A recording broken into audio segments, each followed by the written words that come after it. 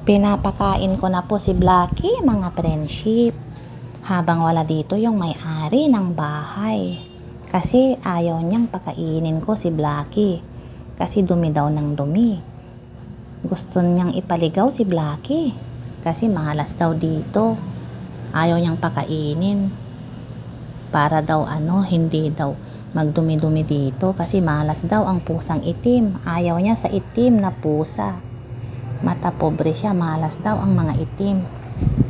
Gusto niyang ipaligaw si Blacky, mga friendship, kawawa naman. Sana may mag-ampon, sana may mag-adapt, mahal, mag-alaga kay Blacky. Ayan, gutom na gutom siya. Kasi napapakain ko lang siya ng palihim pag wala yung may-ari ng bahay. Kasi pinagbabawal niya talaga na pakainin ko ang pusang ito, kawawa naman. Na-rescued ko kasi ang pusang ito.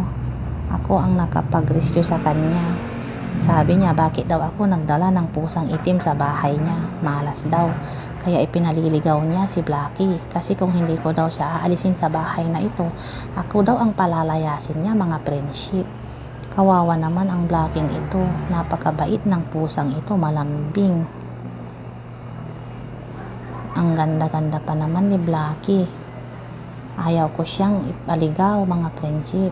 Ayaw ko siyang itapon. Wala akong kakayahan. Nakikitira lang kasi ako sa bahay na ito. Mata pobre yung may-ari. Ayaw niya kay Blacky. Ayaw niya sa pusa. Gusto niya ipatapon ang mga pusa. Lalo na ito si Blacky dahil malas daw. Bawal daw pakainin para hindi magdumi-dumi. Kawawa naman si Blacky. Sana may magmahal sa kanya. Hanggang ngayon wala pang nag-aampon kay Blacky. Nag-aantay ako ng kukuha kay Blacky. May nakausap na ako kaso hindi pa naman siya dumarating.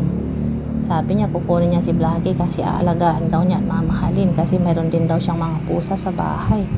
Kaso wala pa, 2 araw ko nang inaantay yung aampon kay Blacky. Kaso wala. Sana may mag-ampon kay Blacky, mga friendship. Kasi ipapaligaw na siya ng may-ari ng bahay. Kawawa naman.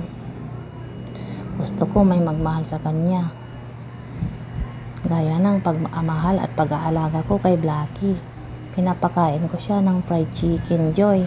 Gustong gusto niya. Gutom na gutom siya, mga friendship. Favorite niya ang chicken joy. Chicken joy Blacky. Sarap na sarap siya, oh. Lagi ko siyang pinapakain pag wala yung may-ari ng bahay. Binibilhan ko na lang si Blacky sa labas. Kasi ayaw niya talagang bigyan ko ito ng pagkain dito sa bahay. Ako na lang bumibili sa labas pag wala siya. Palihim. Sana ampunin niyo si Blacky. Kasi pinapaligaw na siya ng may-ari ng bahay na ito. At pobre yung may-ari dito. Ayaw niya sa pusang itim. Malas daw. Malas daw sa buhay. Malas sa bahay. Galit na siya sa akin. Kasi bakit daw ako dala dito, nagpapasok ng pusang itim. Naniniwala siya sa kasabihan na hindi daw maganda ang pasok ng kwarta, lalo pag may negosyo. Pag mayroon kang pusang itim, pinapaligaw na si Blacky, mga friendship. Sana may mag-ampon sa kanya. Mahalin siya. Ganado siyang kumain. Hindi siya maarte kahit anong ibigay ko. Minsan nga kanin lang pag wala akong pambili. Gustong gusto na niya. Minsan din na ibibilihan ko siya ng cat food. Ngayon na ibibilihan ko siya ng fried chicken joy. Yung favorite niya, oh. Tuwang-tuwa siya. Ubusin niya yan.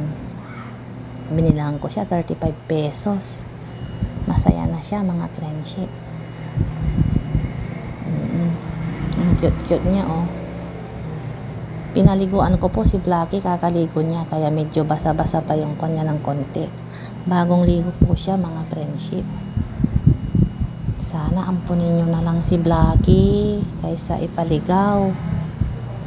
Ayaw ko naman siyang iligaw, mga friendship. Kawawa siya. Hahanapan ko siya ng mag-a-adapt. Binabantayan ko siya kasi baka pag umalis ako, bigla niyang ipaligaw si Blacky. Kawawa naman.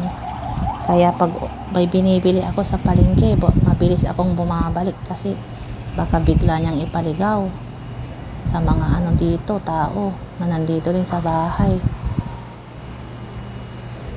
Kaya lagi akong nagmamadaling umuwi dahil kay Blackie. Sana may